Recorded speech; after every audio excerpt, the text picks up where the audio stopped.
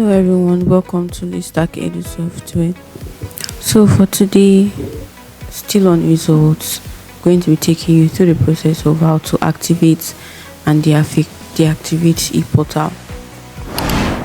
So I'm going to click on the results menu, click on activate/deactivate ePortal access.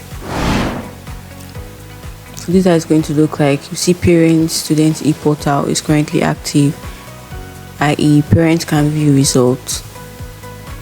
Now you see deactivate ePortal results access, select date for parents to recheck. Since this code I'm using for a demo video, I would not be able to click submit or click deactivate for this particular section. I'm just going to show you how to do that. So for the date, I'm going to select 15th. When you're done selecting the date, it's just a quick and simple section. You just click on deactivate, and like that the ePortal has been deactivated. So that is all for results and ePortal deactivation. See you next time for more. Bye.